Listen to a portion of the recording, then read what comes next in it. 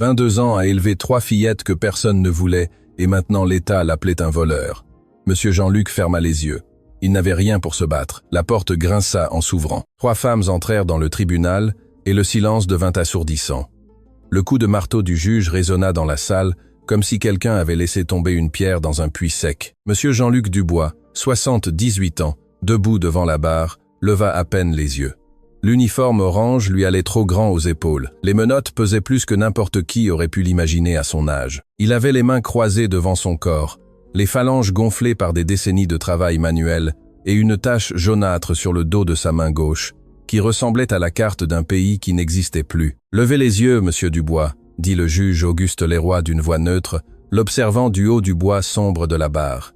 Monsieur Jean-Luc obéit lentement. Ses yeux bleus, autrefois intenses, étaient maintenant éteints, comme 2 fenêtres recouvertes de poussière accumulée depuis de nombreuses années. Sa barbe blanche tremblait imperceptiblement sur sa mâchoire. Le procureur Damien Rousseau se leva avec l'élégance calculée de celui qui avait déjà gagné ce genre de bataille maintes fois. Il portait un costume gris foncé sur mesure et marcha vers le centre de la salle avec l'assurance d'un homme qui sait que les caméras le filment. La salle était pleine, des journalistes au premier rang, des curieux à l'arrière, quelques voisins du quartier où monsieur Jean-Luc avait vécu pendant un demi-siècle. Personne de sa famille, aucune main amie, juste le silence et des regards durs. « Votre honneur » commença Rousseau, sa voix emplissant la salle sans effort. L'accusé Jean-Luc Dubois, profitant de la confiance de feu monsieur Anselme Beaumont, a manipulé des documents testamentaires et détourné des fonds pour une somme qui dépasse la valeur de plusieurs propriétés urbaines. Un héritage qui appartenait de droit à la famille légitime du défunt. Un héritage que cet homme, il pointa un long doigt sans trembler, cet homme déguisé en employé fidèle, a silencieusement emporté pendant plus de 2 décennies. Des murmures s'élevèrent dans la salle. Une femme au dernier rang claqua la langue. Monsieur Jean-Luc ne bougea pas. Il baissa seulement les yeux à nouveau, comme si le sol de marbre lui avait offert un coin où se cacher. L'avocat commis d'office, un jeune homme fraîchement diplômé de la faculté, feuilletait les documents avec l'expression de celui qui venait de découvrir qu'il s'était jeté dans une rivière trop profonde. Il n'avait pas parlé à monsieur Jean-Luc plus de 15 minutes avant l'audience. Le vieil homme avait refusé de collaborer à sa propre défense. Il n'avait pas signé de déclaration, n'avait pas demandé de témoin. Lorsque le jeune homme lui demanda s'il avait des parents qui pourraient venir témoigner pour lui, monsieur Jean-Luc fixa une fissure au plafond du cachot et ne répondit qu'une seule phrase que le jeune avocat n'avait pas su interpréter. « Ne les dérange pas, mon garçon. Qu'elles vivent leur vie. » Maintenant, le jeune homme, transpirant sous sa cravate bon marché, se demandait si cette phrase avait été la confession d'un vieux coupable ou le dernier geste de dignité d'un homme injustement acculé. Le parquet requerra la peine maximale, conclut Rousseau en retournant à sa table. 20 ans de prison ferme. Le corps de monsieur Jean-Luc ne réagit pas un clignement d'œil, pas un soupir, comme si Rousseau avait dit qu'il pleuvrait le lendemain. Dans la galerie, un homme d'une 40aine d'années, costume impeccable couleur anthracite, montre en or brillant sous la lumière fluorescente, sourit à peine. C'était un petit sourire, contenu, presque poli, mais quiconque aurait bien regardé aurait vu la profonde satisfaction derrière ses lèvres fines. Octave Beaumont avait attendu ce moment pendant des années. Il avait engagé les meilleurs enquêteurs, avait épluché chaque papier des archives de son défunt oncle, avait construit l'affaire pièce par pièce, jusqu'à ce que le vieux mécanicien n'ait plus nulle part où se cacher. Monsieur Anselme Beaumont, son oncle, avait été un industriel respecté de la région, propriétaire de 3 ateliers de machinerie lourde et d'une immense demeure dans le vieux quartier. Quand Anselme mourut, sans épouse ni enfant, Octave avait hérité des ateliers et de la demeure. Mais il existait une fiducie, une petite fiducie, presque insignifiante aux yeux d'Octave à l'époque, administrée par un homme humble qui avait été l'employé de l'oncle toute la vie adulte des deux. Une fiducie destinée, selon le testament, à l'éducation et à l'entretien de 3 fillettes orphelines que l'employé avait accueillies chez lui. 3 fillettes que personne ne voulait. Octave, à l'époque, avait signé les papiers sans trop lire, jeune, ambitieux, la tête occupée à développer les ateliers. Mais les années passèrent. Les ateliers ne rapportèrent pas ce qu'il avait rêvé, les dettes s'accumulèrent, et 2 hivers auparavant, en révisant de vieux registres avec l'aide d'un comptable, Octave avait découvert le montant réel de cette humble fiducie, un chiffre qui avait été administré avec une discipline notariale pendant 22 ans par monsieur Jean-Luc Dubois. Un chiffre qui, additionné aux intérêts, ne semblait plus si insignifiant. Et alors naquit l'histoire qui était maintenant racontée au tribunal, que monsieur Jean-Luc avait influencé l'oncle malade dans ses derniers jours, qu'il avait manipulé le document, qu'il avait gardé un argent qui ne lui avait jamais appartenu. La vérité était autre, mais la vérité était menottée. vêtu d'orange et ne disait pas un mot. « Monsieur Dubois », appela le juge, « votre avocat a demandé un ajournement. Avez-vous quelque chose à déclarer avant que nous évaluions cette demande ?» Monsieur Jean-Luc leva à nouveau les yeux. Il tarda quelques secondes à parler, comme s'il devait nettoyer la poussière des mots. « Non, votre honneur, je ne souhaite rien déclarer. Ce qui doit arriver, qu'il arrive, monsieur le juge. » Rousseau fit un geste presque imperceptible au juge. Une petite inclinaison de tête qui disait « Vous voyez, il ne se défend pas. C'est pratiquement un aveu. » L'avocat commis d'office tenta d'intervenir en parlant de l'âge de l'accusé, de sa santé, du manque de temps pour préparer la défense. Le juge l'écoutait avec une expression patiente, mais tous dans la salle savaient comment cela allait se terminer. La machinerie de l'État était déjà huilée pour broyer le vieil homme. Pendant que le jeune homme demandait clémence procédurale, M. Jean-Luc ferma les yeux. Pour la première fois depuis qu'il était entré dans la salle, son visage se détendit, non par soulagement, mais par fatigue. Une fatigue accumulée de nombreuses vies en une seule. Son esprit voyagea. Il voyagea jusqu'à une aube d'il y a 22 ans, quand il avait trouvé une fillette aux cheveux blonds, presque blancs, abandonnée sur le perron de l'église du quartier, enveloppée dans une vieille couverture qui sentait l'humidité. La petite ne pleurait pas. Ce fut le plus douloureux. C'était une fillette qui avait déjà appris à ne pas pleurer, bien qu'elle ne marchât pas encore. Il y avait un papier plié dans la poche de la robe rapiécée qui disait seulement « Elle s'appelle Valérie. S'il vous plaît, pardonnez-moi. » Monsieur Jean-Luc allait à son atelier à l'aube avant le lever du soleil, car il avait un travail important à livrer. Il ramassa la petite du froid sans y penser, l'enveloppa dans sa propre veste, sentit le petit corps chaud contre sa poitrine et sut d'une manière qu'il ne pouvait expliquer que cette petite respiration rapide allait tout changer. Il marcha les 15 pâtés de maison jusqu'à sa maison, avec la fillette endormie sur son épaule, et pendant qu'il marchait, il lui parlait doucement, comme si la créature comprenait. « N'aie pas peur, tu ne seras plus jamais seule. Je te le promets, ma chérie, je te le promets. » Il voyagea jusqu'au jour où la voisine du fond, Madame Esther, était morte sans prévenir personne d'une douleur à la poitrine qu'elle n'avait jamais voulu soigner par peur des frais médicaux. La femme laissa une fillette de 4 ans, aux cheveux roux flamboyants comme une flamme, regardant par la fenêtre sans comprendre pourquoi sa maman ne se levait pas ce matin-là ni le suivant. La fillette s'appelait Camille. L'assistante sociale du quartier était arrivée avec un carnet et une chemise, prête à l'emmener dans un foyer d'État. Monsieur Jean-Luc avait ouvert la porte de sa maison avec Valérie, déjà âgée de 3 ans, accrochée à son pantalon. Il regarda l'assistante, regarda Camille debout sur le seuil, le visage plein de morve séchée et les yeux énormes. Et il sut encore. Il le sut en 1 seconde. Il parla à l'assistante sociale pendant 1 heure complète. Il signa les papiers qu'il devait signer. Il supplia pour ceux qu'elle ne voulait pas lui faire signer. Quand l'assistante partit, Camille resta assise dans la cuisine, silencieuse comme un meuble, sans toucher l'assiette de soupe qu'il lui avait servie. Monsieur Jean-Luc s'assit à côté, prit une cuillère, approcha la soupe de ses lèvres et lui dit, la regardant droit dans les yeux rougis, « C'est ta maison, ma fille. Ici, personne ne part. Ici, personne ne reste seul. » Camille mit 3 jours à parler, mais elle mangea. Il voyagea jusqu'au jour où un foyer précaire de l'autre côté du village ferma ses portes pour insalubrité et les enfants furent répartis entre des familles improvisées, presque au hasard par une fonctionnaire pressée avec trop de dossiers et très peu de temps. La plus petite du groupe, une fillette aux cheveux châtain roux, aux yeux énormes, silencieuse comme une pierre après des mois, sans que personne ne lui parle avec tendresse, était arrivée chez Monsieur Jean-Luc avec un sac à dos cassé et sans un seul jouet. Elle s'appelait Renée. Elle avait 6 ans. Lorsque Monsieur Jean-Luc ouvrit la porte et la vit là, tenant la main de la fonctionnaire, il sut que cette fillette avait déjà appris le pire que tout être humain puisse apprendre, qu'elle ne valait rien pour personne. Il lui fallut 3 mois pour lui arracher le premier mot. Il lui fallut presque 6 mois pour lui arracher le premier sourire. Il lui fallut toute une vie pour s'assurer que la châtain ne se sentirait plus jamais comme un colis égaré. Elle resta pour toujours. 3 fillettes que personne ne voulait.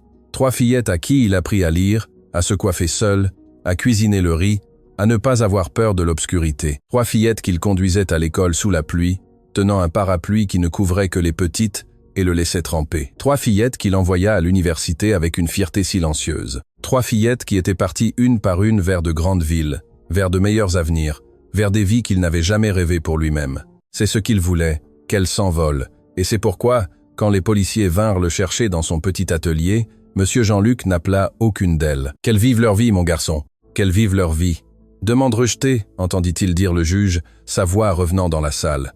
L'audience continue, que le premier témoin du parquet se présente. Monsieur Jean-Luc ouvrit les yeux, et en même temps, quelque part au loin, 3 femmes recevaient une nouvelle qui allait leur briser l'âme. La véritable histoire ne faisait que commencer. Paris se réveilla avec un brouillard dense collé aux fenêtres du 28e étage. Valérie Dubois ferma le dernier bouton de sa veste bleu foncé devant le miroir et s'arrêta un instant pour se regarder. La femme dans le reflet avait des cheveux blonds platine tombant sur les épaules, des yeux bleus identiques à ceux de son père, qu'il avait trouvé sur ce perron d'église 22 ans auparavant, et une mâchoire serrée qui révélait que quelque chose n'allait pas. Elle avait reçu l'appel à l'aube.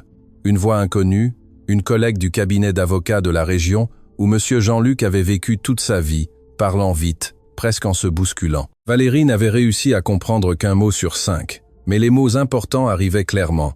M. Jean-Luc Dubois, arrêté, accusé de fraude, audience demain, sans avocat privé. Le téléphone lui était tombé sur le lit. Quand elle le reprit, elle n'appela pas le cabinet où elle exerçait. Elle n'appela pas son petit ami.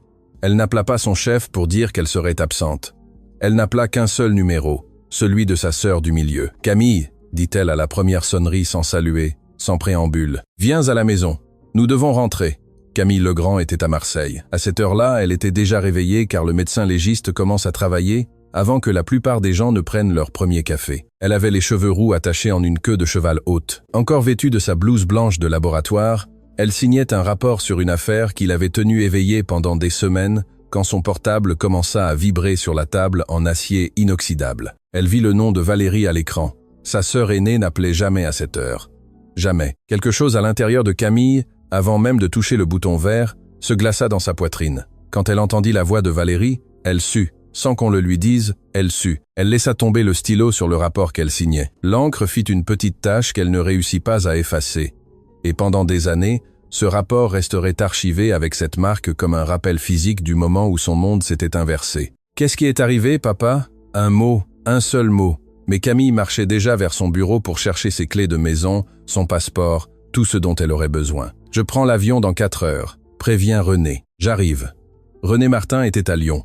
On la trouva dans un café du centre avec son ordinateur portable ouvert et 3 tasses vides à côté. Elle achevait une enquête sur un réseau de fraudes immobilières qu'elle avait mis des mois à construire. Elle était la plus jeune des 3, la silencieuse, celle qui écrivait de longs articles que les gens lisaient 2 et 3 fois parce qu'il parlait avec une clarté que l'on n'apprend dans aucune faculté. Quand le portable vibra sur la table, elle vit le nom de Camille et sentit avant de répondre que quelque chose se serrait dans sa poitrine. Elle avait cette intuition rare que certains journalistes développent après des années à chasser des vérités difficiles. La capacité de sentir une mauvaise nouvelle, avant même de la lire, elle répondit « Je t'appelle de l'aéroport », dit Camille sans laisser René dire « Bonjour, qu'est-ce qui s'est passé ? Papa est en prison. Ils vont le juger demain pour quelque chose qu'il ne ferait jamais. » René ferma son ordinateur. Elle le ferma avec tant de force que les gens du café d'à côté tournèrent la tête, mais elle ne les vit pas. Elle ne voyait que dans son esprit l'image d'un homme maigre et buriné tenant un parapluie sur 3 petites filles pendant qu'ils se mouillaient sous la pluie. Et une autre image encore plus ancienne, elle-même, à 6 ans, fraîchement arrivée dans cette maison, regardant l'homme à la barbe blanche qui lui servait la première soupe chaude de sa vie et lui disait « Ne pleure plus ma fille, tu es à ta place maintenant. J'arrive », elle le dit ainsi, sans rien ajouter, car entre elles 3, les mots n'étaient pas nécessaires. Les mots, on leur avait appris à les utiliser dès leur plus jeune âge, mais les silences aussi. Monsieur Jean-Luc leur avait appris les 2. René prit son sac, laissa un billet sur la table, qui valait le double de l'addition, et sortit du café sans attendre la monnaie. À l'intérieur de sa poitrine s'était allumé un calme froid, dur, professionnel. La même calme qui lui servait lorsqu'elle interviewait un fonctionnaire corrompu et devait soutenir son regard sans ciller. Seulement cette fois, le calme n'était pas contre un fonctionnaire, c'était contre tout le système judiciaire qui avait osé toucher à son père. Pendant ce temps, dans la salle du tribunal de grande instance, le premier témoin de l'accusation témoignait sous serment. C'était un jeune comptable, costume bon marché, voix nerveuse. Son travail avait consisté à examiner les mouvements de la fiducie administrée par M. Jean-Luc au cours des 2 dernières décennies. Son rapport, rédigé dans un langage technique dense, disait essentiellement que les retraits de la fiducie avaient été constants, soutenus et que le solde final disponible était pratiquement nul. L'argent, selon le comptable, s'était évaporé dans l'administration de M. Jean-Luc lui-même. « Et où est allé cet argent selon les registres que vous avez analysés ?» demanda le procureur Rousseau. « Les retraits ont été effectués en espèces. La plupart du temps, nous n'avons pas de traces claires de leur destination. Par conséquent, nous ne pouvons pas affirmer que cet argent ait été investi dans, par exemple, l'éducation de mineurs. Nous ne pouvons l'affirmer avec la documentation dont nous disposons. Murmure dans la salle. Les journalistes écrivaient. Monsieur Jean-Luc restait assis sur le banc des accusés, les mains croisées sans se défendre. L'avocat commis d'office tenta de demander si le comptable avait examiné les reçus personnels de l'accusé. Mais le comptable répondit que ces documents ne faisaient pas partie du dossier qu'on lui avait remis. Rousseau sourit à peine. Octave Beaumont, dans la galerie, hocha la tête avec une discrète approbation. Le témoin suivant fut une ancienne voisine qui affirma, sans grande conviction, avoir entendu monsieur Jean-Luc dire un jour que le vieux Anselme lui avait promis plus que ce qu'il avait finalement reçu. La déclaration était ambiguë.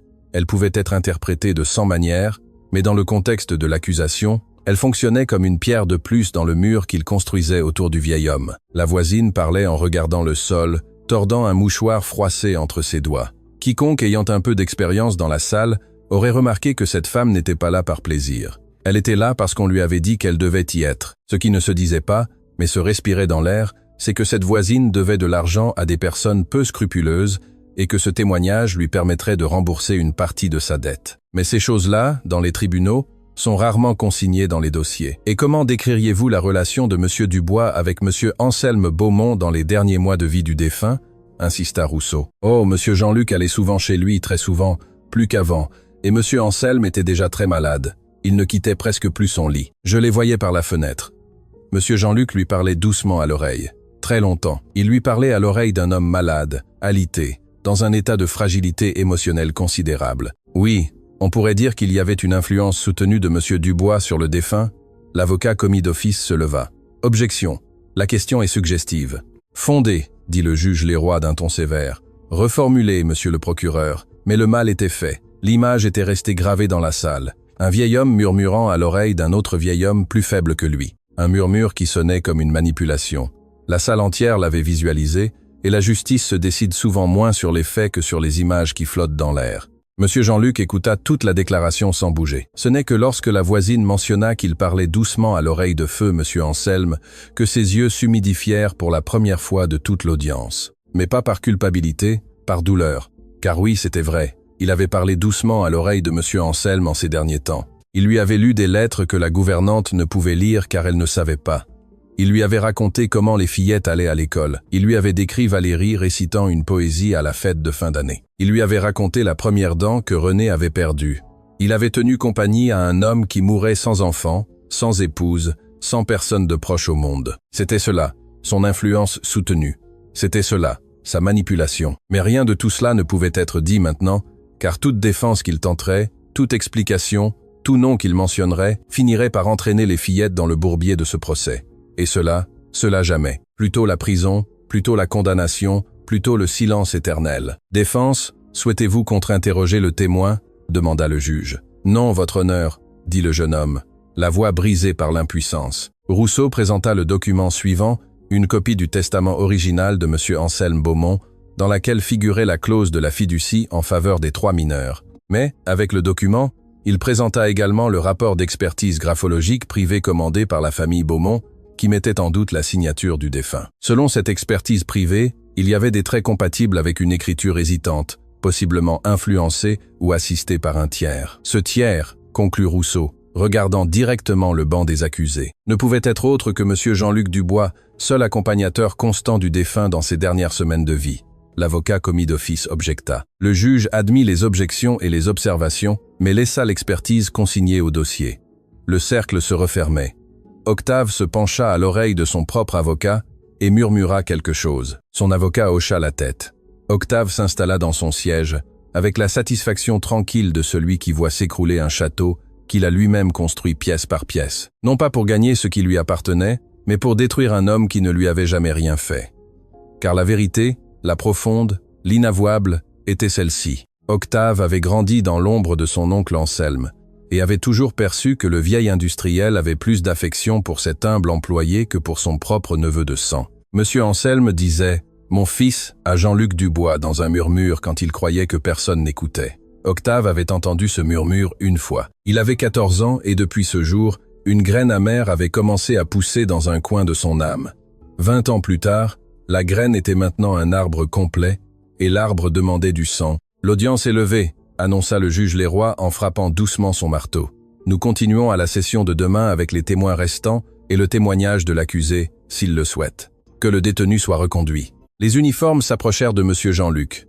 Le vieil homme se leva avec difficulté, son dos craquant. Alors qu'on le guidait vers la sortie latérale, il leva la tête une dernière fois et regarda vers la galerie. Octave soutint son regard avec un sourire à peine perceptible.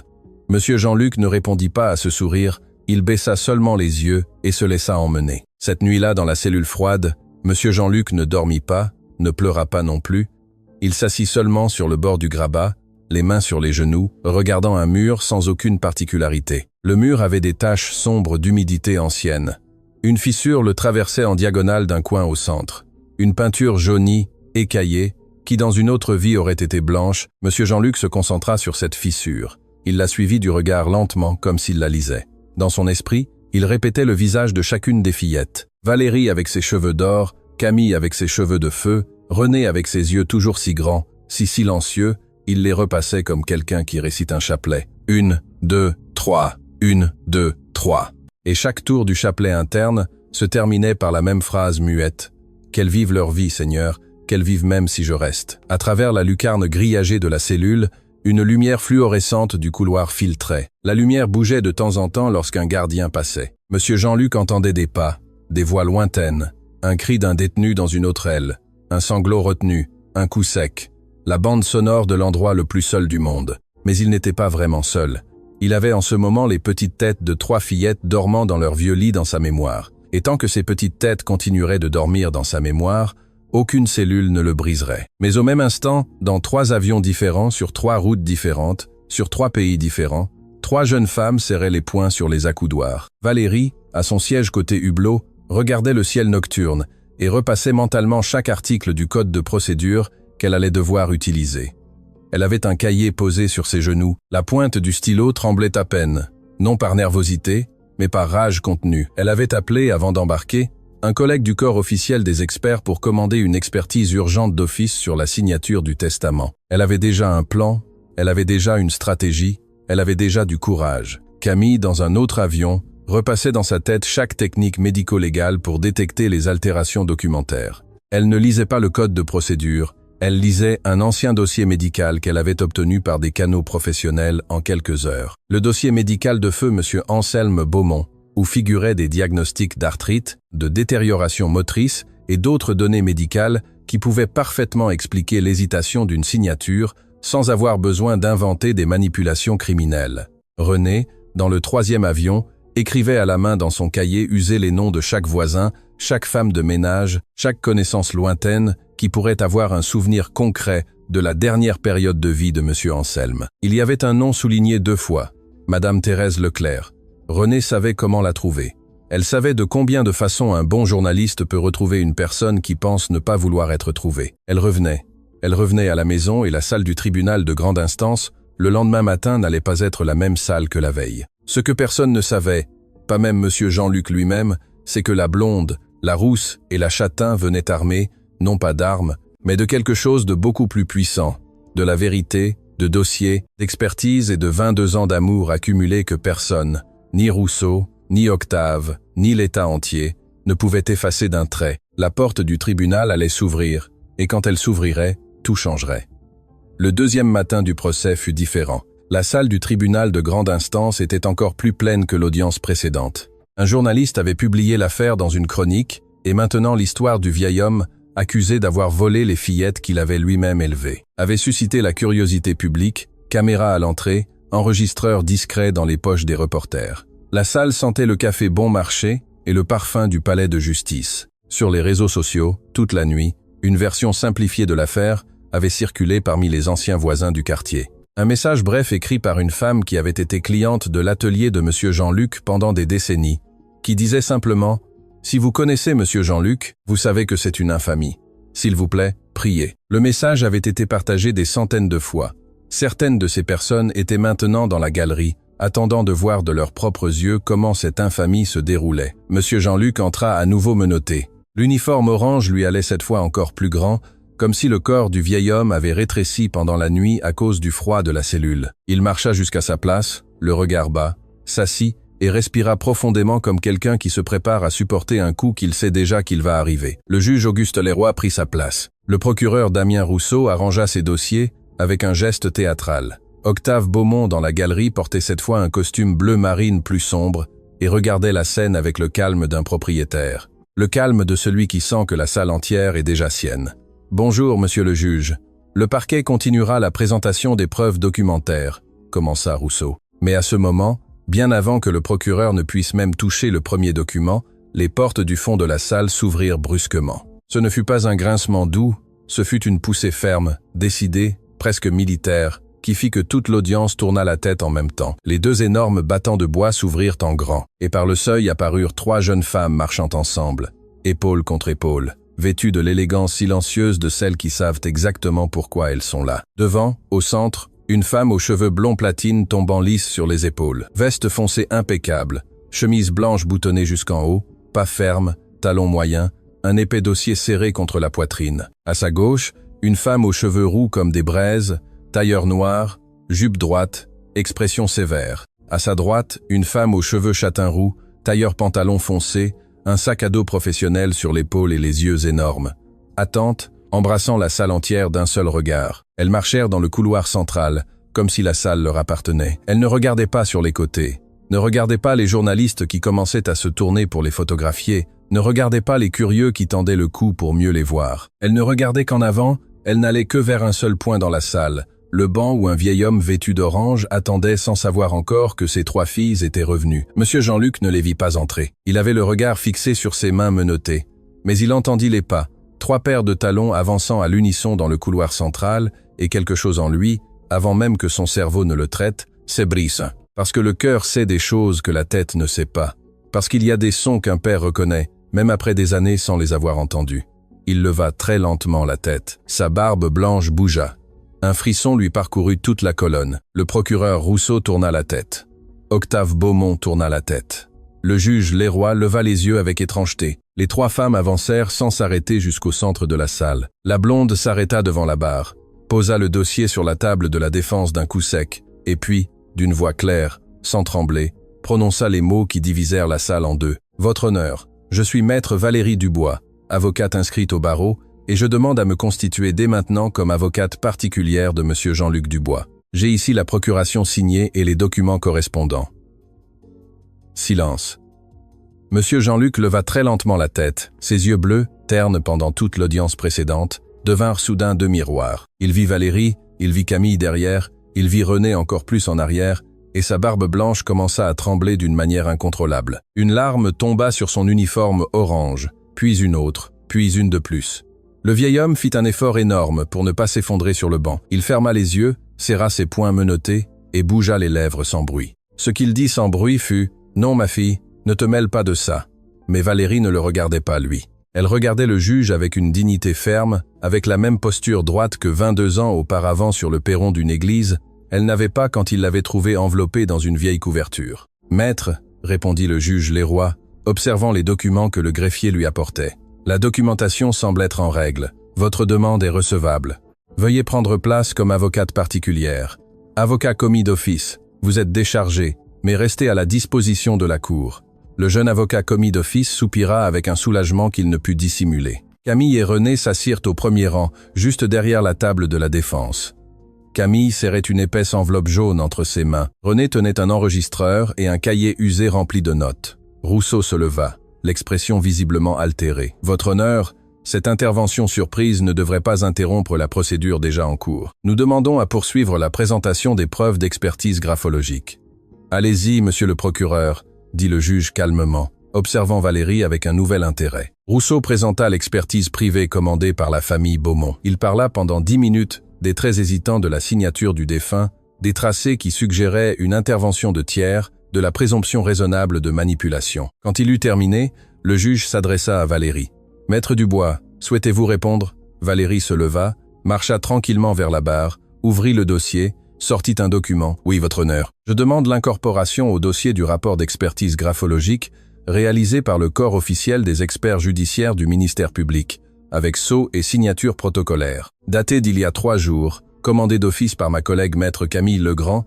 médecin légiste agréé, concernant la signature du testament de monsieur Anselme Beaumont. Procédez, dit le juge. Le rapport officiel conclut, sans l'ombre d'un doute, que la signature du testament correspond en totalité et sans assistance de tiers de la main du défunt M. Anselme Beaumont. La supposée hésitation que l'expertise privée a interprétée comme une influence est due à une condition médicale du défunt, dûment certifiée dans son dossier médical, une polyarthrite rhumatoïde à un stade avancé des articulations de la main dominante. Cette hésitation n'est pas de la manipulation, c'est une maladie.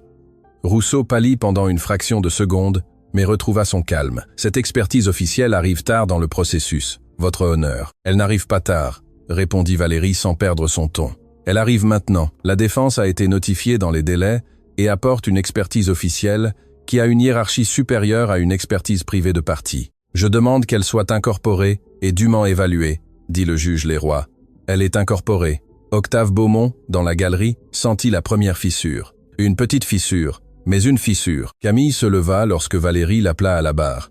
Elle marcha d'un pas sûr, prêta serment en tant qu'experte et témoin professionnel, et expliqua techniquement, avec des mots précis, comment la détérioration motrice du défunt pouvait être confondue par un expert inexpérimenté avec une influence extérieure. Elle parla de la polyarthrite rhumatoïde, des légers tremblements de la main dominante, de la façon dont le tracé d'une personne malade peut paraître hésitant même lorsque la volonté derrière le tracé est absolument lucide. Elle montra des images agrandies, compara des échantillons calligraphiques de M. Anselme d'il y a 5 ans, d'il y a 3 ans, d'il y a 1 an et de la même période que le testament. La progression était très claire.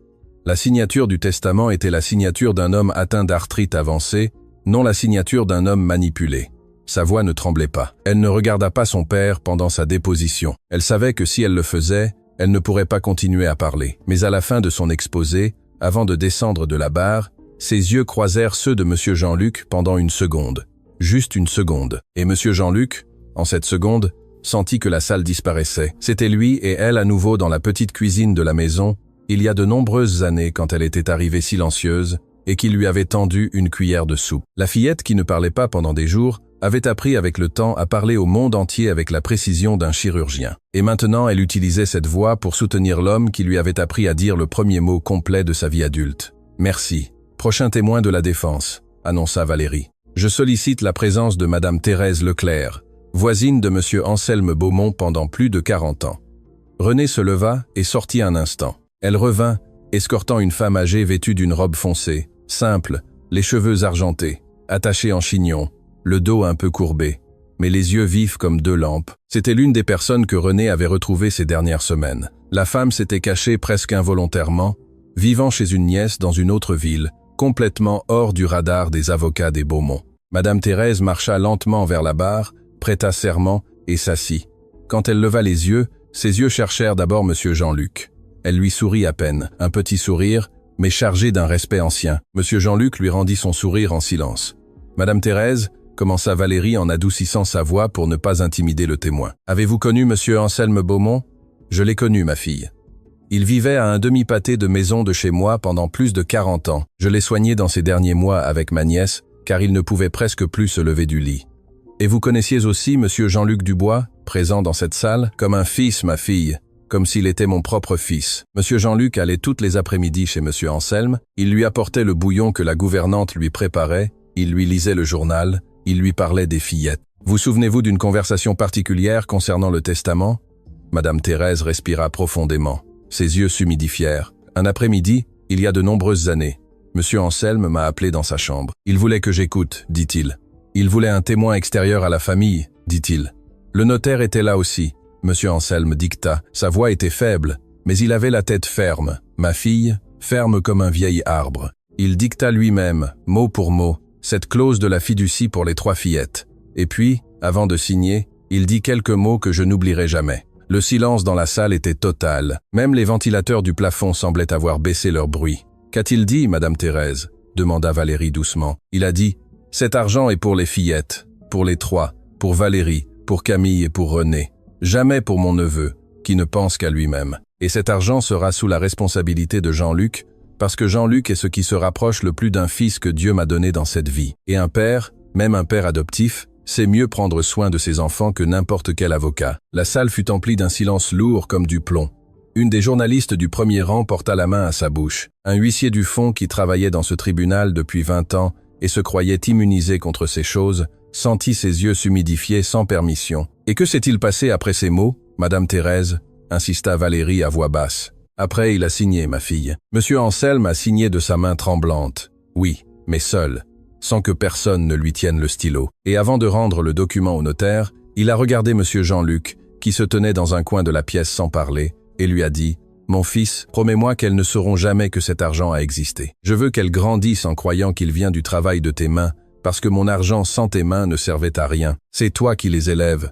Je ne suis que celui qui met la farine. » Et monsieur Jean-Luc a promis, je l'ai entendu. Le notaire l'a entendu, et monsieur Anselme a fermé les yeux satisfait, comme quelqu'un qui confie une affaire importante à des mains sûres. Camille serra la main de René au premier rang. Toutes deux respiraient avec difficulté. Valérie, au centre de la salle, dut déglutir avant de continuer. Monsieur Anselme a-t-il expressément dit en votre présence et celle du notaire que cet argent était pour les fillettes et que monsieur Jean-Luc l'administrerait à cette fin, insista Valérie. C'est ce qu'il a dit mot pour mot, ma fille, et il a signé ensuite de sa main tremblante. Oui, mais seul, sans que personne ne lui tienne le stylo. Je l'ai vu, le notaire l'a vu, et Dieu l'a vu.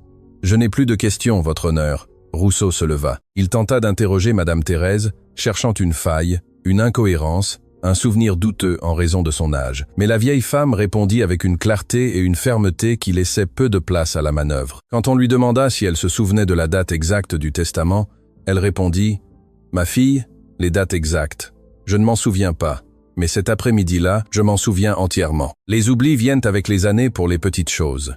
Les grandes choses, on ne les oublie jamais. » Renée, assise au premier rang, notait chaque réponse dans son cahier, et pendant qu'elle notait, un petit sourire commença à se dessiner sur ses lèvres. Le même sourire qu'elle affichait à 12 ans lorsqu'elle découvrait qu'une énigme du livre que monsieur Jean-Luc lui avait offert avait une réponse plus simple qu'il n'y paraissait. Quand madame Thérèse descendit de la barre, Valérie s'approcha du banc où était assis son père. Elle lui parla doucement pour que seul lui entende. Elle ne lui dit pas « Papa, ils allaient le garder pour plus tard ». Elle lui dit seulement « Tiens bon encore un peu, le pire est passé ». Monsieur Jean-Luc hocha la tête et pour la première fois de tout le procès, une larme coula sur sa joue et il n'essaya pas de la dissimuler. « La défense sollicite un bref sursis, votre honneur, dit Valérie, retournant à sa place. Ensuite, nous convoquerons le témoin Octave Beaumont. Fondé, dit le juge Leroy. 15 minutes. Octave se leva de son siège comme s'il avait été piqué par une aiguille. Son avocat lui prit le bras, lui murmura quelque chose à l'oreille. Octave hocha la tête, mais ses yeux cherchèrent pour la première fois de tout le procès une issue qui n'existait pas. Pendant qu'il marchait vers le couloir des témoins pour attendre son tour, Octave sentit que les murs se resserraient autour de lui. Il se vit un instant, non pas comme l'homme d'affaires respectable qu'il avait toujours été, mais comme l'adolescent de 14 ans qui, un après-midi, caché derrière une porte du manoir de son oncle, avait entendu le vieux Anselme dire à Jean-Luc Dubois « Mon fils », cette phrase, ces deux mots avaient été la blessure fondatrice de sa vie, la graine, le germe de la rancœur qui maintenant, 2 décennies plus tard, l'avait amené jusqu'à ce couloir de tribunaux avec une affaire construite sur des mensonges. Un instant, Octave voulut remonter le temps. Un instant, il voulut renoncer au procès, retirer la plainte, s'excuser, quitter la ville et disparaître. Mais l'orgueil, ce vieil ami destructeur qui l'avait accompagné toute sa vie adulte, lui prit le bras et l'obligea à continuer de marcher. Il ne pouvait pas reculer. Il ne voulait pas reculer. Même s'il avait su à ce moment-là qu'il marchait vers sa propre chute, il aurait quand même continué de marcher, car le piège qu'il avait construit pendant des années venait de se retourner. Et maintenant le chasseur était dans la cage. Lorsque la salle fut de nouveau pleine après le sursis, ce n'était plus la même salle qu'à l'ouverture de la journée. Quelque chose d'invisible avait changé dans l'air. Les journalistes écrivaient plus vite, la galerie était plus silencieuse et les yeux de nombreux assistants ne regardaient plus monsieur Jean-Luc avec suspicion, mais avec une curiosité nouvelle, presque honteuse. Octave Beaumont se dirigea vers la barre des témoins avec un effort visible pour paraître normal, mais son costume bleu marine, autrefois impeccable, semblait s'être un peu froissé aux épaules. Sa cravate était un peu de travers et le petit sourire avec lequel il était entré à l'audience précédente n'était plus sur ses lèvres. Il prêta serment d'une voix un peu rauque. Il s'assit. Valérie Dubois se leva. Elle avança vers le centre de la salle avec le calme de celle qui connaît déjà la fin du film qu'elle est sur le point de voir. Elle tenait un nouveau dossier, différent du premier, plus mince, plus dangereux. « Monsieur Beaumont », commença-t-elle. « Confirmez-vous que vous êtes l'héritier principal de feu monsieur Anselme Beaumont ?»« Oui. » « Confirmez-vous que vous avez signé il y a environ 22 ans les papiers correspondant à l'ouverture de la fiducie en faveur de 3 mineurs administrés par monsieur Jean-Luc Dubois. J'ai signé plusieurs documents à cette époque. La succession était complexe. « Avez-vous signé ou non ces papiers, monsieur Beaumont ?» répéta Valérie sans élever la voix, mais avec une nouvelle fermeté. Octave hésita une seconde. Son avocat, depuis la table du parquet, tenta de lui faire un geste. Octave ne le vit pas. « J'ai signé. »« Bien, j'ai ici, votre honneur. » Photocopie certifiée des papiers signés par M. Beaumont à ce moment-là. Dans ces papiers, M. Beaumont déclare expressément connaître et accepter les clauses du testament de son oncle, y compris celle de la fiducie. La signature est indubitable. La date aussi. Valérie remit le document. Le juge le reçut. Rousseau remua sur son siège. « Monsieur Beaumont, » continua Valérie, « si vous avez signé en connaissant et en acceptant les clauses, pourquoi aujourd'hui, 22 ans plus tard, les contester ? Parce que j'ai découvert des irrégularités. Le montant était beaucoup plus élevé que ce que vous vous en souveniez ou que ce que vous espériez. Ce n'est pas la même chose. Vous avez raison, ce n'est pas la même chose. Se souvenir est une question de mémoire. Espérer est une question de cupidité. Objection, sauta Rousseau. La défense conduit émotionnellement le témoin. Reformulez, maître, dit le juge calmement. Valérie hocha la tête. Monsieur Beaumont, est-il vrai que vous avez contracté au cours des 2 dernières décennies des dettes importantes en rapport avec l'administration des ateliers hérités? Octave baissa le regard. J'ai eu des difficultés financières. Oui. Ces difficultés coïncident-elles temporellement avec la décision de contester la fiducie? Pas directement. J'ai ici, votre honneur, copie certifiée du registre des hypothèques et saisies sur des propriétés de M. Beaumont, datée justement de la période immédiatement antérieure à ce qu'il commence à enquêter sur la fiducie administrée par mon défendeur. Rousseau objecta. Le juge admit partiellement l'objection, mais permit que la preuve documentaire soit incorporée au dossier. La fissure dans le mur d'Octave se transforma en une crevasse. Valérie lui accorda un répit, s'approcha de sa table, feuilleta d'autres documents et revint. Cette fois, sa voix se fit plus douce, plus dangereuse. « Monsieur Beaumont, lors du premier jour d'audience, nous avons entendu une déclaration technique qui suggérait que mon défendeur parlait à l'oreille de feu M. Anselme dans ces derniers mois, que cette proximité constituait une manipulation. C'est ce que l'expertise a suggéré. Savez-vous, Monsieur Beaumont, ce que mon défendeur disait à l'oreille de votre oncle pendant ces après-midi? Non, je ne sais pas. Voulez-vous le savoir? Silence. Valérie se tourna vers le public. Camille, au premier rang, avait les yeux brillants, mais elle se retint. René tenait l'enregistreur à 2 mains sans ciller. Monsieur Jean-Luc, sur le banc, gardait le regard fixé sur le sol, les mains menottées serrées sur les genoux. Il savait ce qui allait arriver, et cela lui brisait l'âme. « J'ai ici, » dit Valérie en ouvrant un autre dossier, des lettres écrites par M. Anselme Beaumont durant ses derniers mois de vie, dictées de la main de Mme Thérèse Leclerc, qui agissait comme son assistante. Ces lettres étaient rangées dans une vieille armoire de la maison du défunt, trouvée il y a quelques semaines par ma collègue René Martin lors d'une visite de la propriété. Je demande à les incorporer au dossier. « Allez-y, » dit le juge. Valérie ouvrit la première lettre. Sa voix, en lisant, resta ferme, bien qu'à l'intérieur, elle sentit quelque chose se briser. « Cher Jean-Luc, aujourd'hui tu m'as raconté que la petite Valérie a récité une poésie à la fête de l'école. Tu m'as rendu heureux. Je veux que tu saches que je prie toutes les nuits pour les 3 fillettes. Je veux que, quand elles seront grandes, elles sachent qu'il y avait un vieil homme qui les aimait de loin sans oser le dire. Mais tant que je serai en vie, gardons ce secret. Qu'elles ne sachent jamais d'où vient l'argent de l'école. Qu'elles croient qu'il vient de ton travail, mon fils, parce que c'est le plus important. C'est la vérité. C'est toi qui les élèves. Je ne suis qu'un vieil homme qui aide avec la farine. La pâte, c'est toi qui l'as fait. » Camille porta la main à sa bouche, René baissa la tête, et M. Jean-Luc, pour la première fois de tout le procès, laissa les larmes couler sans les retenir, mouillant l'uniforme orange de prisonnier. Valérie ouvrit la 2e lettre. Elle était plus courte, écrite d'une écriture encore plus tremblante. Elle la lut aussi d'une voix posée. « Jean-Luc, aujourd'hui je vais plus mal, ma main m'obéit à peine. Mais avant de partir, je veux te rassurer sur quelque chose. Le testament est bien fait. Le notaire est venu. Madame Thérèse a été témoin. Si un jour mon neveu Octave tente de toucher à l'argent des fillettes, n'aie pas peur. La volonté signée vaut plus que n'importe quel désir d'héritier. Prends soin d'elle pour moi, pour toi, pour elle. Et quand je ne serai plus là, regarde-les grandir et raconte-le-moi, raclement de gorge, dans le silence de l'atelier, une partie de moi sera là pour t'écouter. » Une femme au dernier rang se mit à pleurer. Une autre, et une autre encore. La salle se transforma en un chœur dispersé de respiration contenue. Valérie ouvrit la 3e lettre. Celle-ci, elle ne la lut pas entièrement. Elle ne lut que 2 lignes, la voix chargée de quelque chose qui frôlait déjà la difficulté de continuer. « Mon fils, si tu lis cette lettre, c'est que je suis parti. Prends soin de tes fillettes comme si elles étaient les miennes, car au fond, elles le sont. Les 2 vies que j'ai vécues, tu leur as donné un sens. » Elle ferma la lettre. la posa doucement sur la table, attendant 2 secondes, juste assez pour retrouver son calme. Et chaque lettre était une pierre de plus sur le plafond de verre d'Octave Beaumont.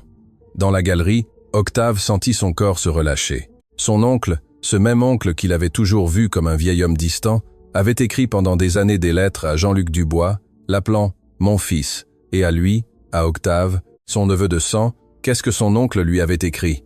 Rien, pas une ligne, pas un salut. Octave sentit qu'un très vieux nœud, planté dans sa poitrine depuis l'adolescence, lui montait à la gorge. Mais le nœud ne se transforma pas en regret. Il se transforma en rage. La rage qui grandit quand on se rend compte qu'on a perdu. « Monsieur Beaumont, » dit Valérie en revenant au centre de la salle, « saviez-vous l'existence de ces lettres? N'êtes-vous pas prêt à admettre que l'administration de la fiducie par mon défendeur fut exactement ce que feu monsieur Anselme Beaumont avait expressément voulu ?» Octave ferma les yeux. Son avocat lui faisait des gestes désespérés depuis la table, mais il était déjà trop tard pour les gestes. « Je ne savais pas, j'ai seulement vu les mouvements de la fiducie. J'ai vu que l'argent, l'interrompit Valérie, élevant cette fois la voix pour la première fois de tout le procès, a été dépensé en école, en uniforme, en livres, en carrières universitaires, en loyers modestes pendant les années d'études, en frais médicaux quand l'une de nous tombait malade, pour le soutien quotidien de 3 orphelines que votre oncle voulait protéger, et que mon défendeur a protégé comme un père. J'ai ici. » Et elle frappa un autre dossier sur la table. Le détail absolu de chaque centime dépensé pendant 22 ans. Reçus, factures, justificatifs. Mon défendeur les a tous gardés, tous, parce qu'il savait au fond de son âme qu'un jour quelqu'un viendrait l'accuser de quelque chose qu'il n'avait jamais fait. Et il a gardé chaque papier comme un père garde les dessins de ses enfants. La salle était dans un silence absolu. Valérie se tourna vers le banc des accusés. Elle regarda pour la première fois de tout le procès directement son père, mon défendeur. Sa voix se brisa un instant, mais elle se reprit rapidement. A dépensé cette fiducie uniquement et exclusivement pour ce que son instituteur lui avait demandé de dépenser, et il a travaillé 2 postes dans son petit atelier pendant 22 ans. De plus, pour compléter ce que la fiducie ne suffisait pas à couvrir, mon défendeur n'a jamais pris un sou pour lui, ni pour une nouvelle chemise, ni pour un repas à l'extérieur, ni pour un repos. Sa seule récompense en ces 22 ans furent 3 fillettes qui ont appris à lire, à étudier, à rêver et à se tenir debout dans le monde. Une femme au dernier rang commença à pleurer en silence.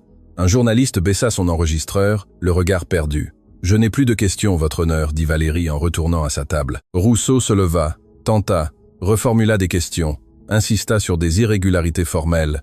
Mais la situation s'était déjà retournée. Le juge lui-même se montrait moins patient avec les arguments du procureur. Octave à la barre répondait avec de moins en moins de force, jusqu'à ce qu'à un moment, face à une question qu'il ne se souvenait pas avoir bien préparée, il baissa simplement le regard et dit « Je ne peux plus répondre, votre honneur. Vous pouvez quitter la barre » dit le juge d'un ton sec. Octave descendit, marcha vers son siège. Il sentit pour la première fois de sa vie adulte que les regards autour de lui le voyaient réellement tel qu'il était, non pas comme le neveu de l'industriel, non pas comme l'héritier, mais comme un homme qui avait tenté de détruire un autre homme pour une vieille blessure qu'il n'avait pas osé guérir lui-même. Quand il s'assit dans la galerie, son propre avocat se pencha et lui murmura qu'il n'y avait plus rien à faire. Octave hocha la tête sans répondre. « La défense convoque monsieur Jean-Luc Dubois à témoigner volontairement s'il le souhaite, » dit Valérie.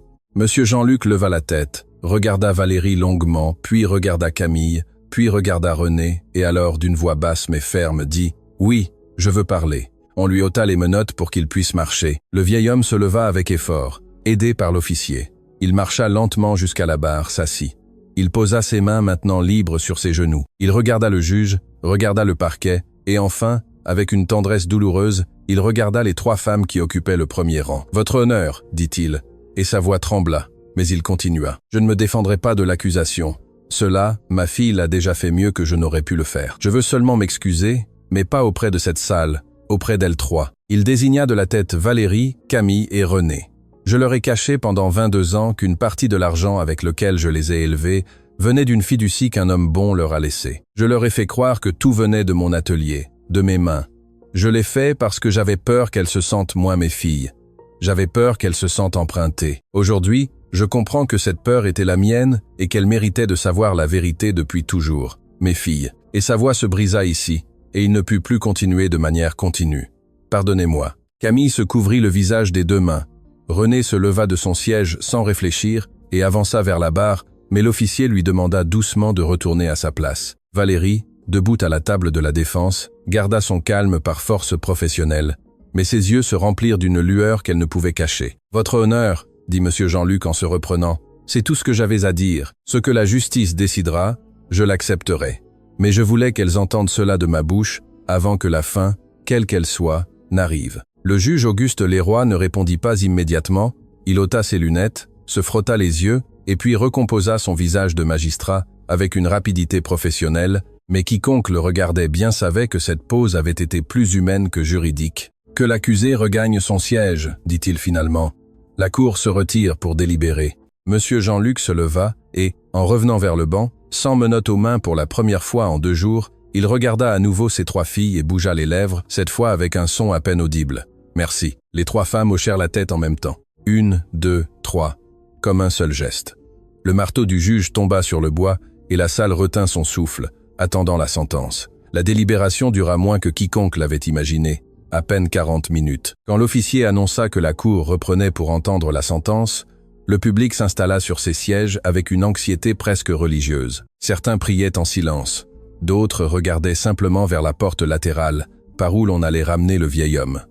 Monsieur Jean-Luc entra sans menottes. Le juge Auguste Leroy avait signé un ordre interne de cessation provisoire des mesures restrictives jusqu'au prononcé de la sentence. C'était un geste que quiconque ayant de l'expérience dans les tribunaux savait lire. Valérie, Camille et René étaient ensemble au premier rang, leurs 3 paires de mains entrelacées comme si elles ne formaient qu'une seule main triple.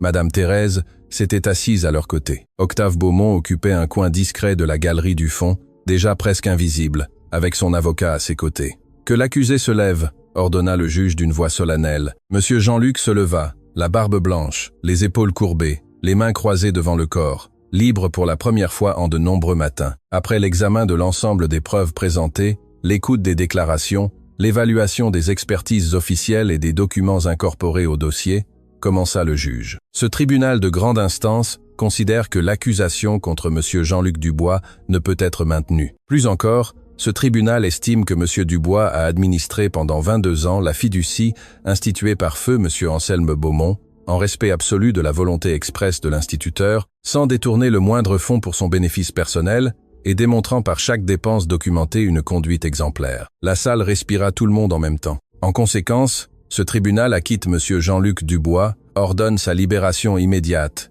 et dispose en outre l'ouverture d'une enquête d'office sur la conduite de M. Octave Beaumont et des experts privés qui ont soutenu des accusations qui, à la lumière des preuves officielles, semblent avoir été élaborées. En connaissance de leur fausseté, Octave baissa la tête. Son avocat lui toucha le bras, la porte latérale s'ouvrit et 2 officiers s'approchèrent en silence. Octave se leva, marcha vers la sortie avec la dignité d'un homme qui sait qu'il a tout perdu, pas seulement ce procès. Il croisa le regard de M. Jean-Luc dans le couloir. Il s'attendait peu, être à un reproche. Il s'attendait peu, être à un regard de victoire. Il ne reçut aucune des 2. M. Jean-Luc ne le regarda qu'avec une peine infinie, sans dire un mot. Et cela, au fond, fut plus dur pour Octave que n'importe quelle insulte. « L'audience est levée », conclut le juge Leroy en donnant un léger coup de marteau. « Et permettez-moi, monsieur Dubois, avant de me retirer, de vous dire quelque chose. Non pas en tant que juge, mais en tant que simple citoyen. Les fillettes que vous avez élevées sont aujourd'hui des femmes honorables. C'est la plus grande preuve de qui vous êtes. Bon chemin. » Le juge se leva, sortit par la porte du fond de la barre, emportant avec lui la sévérité institutionnelle. Ce qui resta dans la salle fut autre chose. Ce qui resta fut un courant électrique humain qui parcourut chaque banc. Valérie fut la première à bouger. Elle lâcha les mains de ses sœurs, fit 4 pas rapides, traversa le couloir central et serra M. Jean-Luc dans ses bras. Elle l'embrassa avec la force accumulée de 22 ans. Le vieil homme se tint à peine debout. Elle le soutint, sentit le battement de son vieux cœur contre sa joue. « Papa », lui murmura-t-elle à l'oreille. Juste ça. Camille et René arrivèrent une seconde après. Elles se joignirent à l'étreinte. 4 corps, une seule étreinte. Monsieur Jean-Luc ferma les yeux. Sa barbe blanche trembla. Et pour la première fois depuis des années, les larmes qui coulèrent sur son visage n'étaient pas de tristesse. Elles étaient de quelque chose qu'il n'osait pas encore nommer, quelque chose de plus grand que la joie, quelque chose de plus profond que le soulagement. Madame Thérèse, regardant la scène depuis sa chaise, se signa 2 fois. Quand ils sortirent du tribunal, il y avait des gens qui attendaient dehors, des journalistes, des voisins du quartier, une dame de l'épicerie du coin avec un sac de pain fraîchement sorti du four, l'offrant à M. Jean-Luc comme un salut. Certains applaudirent. La plupart se contentaient de regarder en silence, avec une honte rétrospective d'avoir douté. René se chargea de le conduire en voiture. Camille s'assit à l'arrière avec lui tenant la main. Valérie conduisait. Ils n'allaient pas beaucoup parler pendant le trajet. Ce n'était pas nécessaire. Ils arrivèrent chez Monsieur Jean-Luc au crépuscule, une petite maison simple, dans un vieux quartier, une véranda avec une balançoire en toile. Des pots de géranium, un vieux rosier appuyé contre le mur, la même maison où les trois avaient grandi, la même maison que chacune d'elles avait quittée à des moments différents pour s'envoler vers de grandes villes. Monsieur Jean-Luc s'assit sur la balançoire de la véranda. Les trois s'assirent autour de lui sur de vieilles chaises qu'elles avaient replacées comme quand elles étaient petites. Le soleil tombait doucement. Les oiseaux du quartier chantaient comme si rien d'extraordinaire ne s'était passé. « Mes filles, dit Monsieur Jean-Luc finalement d'une voix douce, pardonnez-moi de ne pas vous avoir raconté. » Valérie lui prit la main. « Papa, il n'y a rien à pardonner. Vous nous avez donné la seule chose qui importait, le reste, l'argent, les lettres, les papiers, tout cela est secondaire. Vous nous avez donné un toit, vous nous avez donné un nom, vous nous avez donné l'amour. » Camille s'agenouilla à côté de la balançoire et posa sa tête sur les genoux du vieil homme, comme quand elle avait 5 ans, et restait à écouter les histoires qu'il leur inventait avant de dormir. « Papa, je suis médecin légiste, parce qu'un jour vous m'avez emmené à votre atelier et vous m'avez expliqué comment fonctionnait un moteur. Vous m'avez dit, ma fille, tout ce qui se décompose peut être réparé si l'on comprend comment ça fonctionne à l'intérieur. Je fais ça au corps, aux os, à la vérité, je l'ai appris de vous. » René s'assit au pied de la balançoire sur le sol, serrant ses genoux comme lorsqu'elle était une petite fille silencieuse qui venait d'arriver dans cette maison avec un sac à dos cassé. « Papa, j'écris parce que vous m'avez offert des livres d'occasion que vous achetiez au marché aux puces. Je n'ai jamais eu de livres neufs dans mon enfance, mais j'ai eu 100 vieux livres. J'ai eu 1000 mondes, et par ces livres, je suis ce que je suis. » Monsieur Jean-Luc ne répondit pas.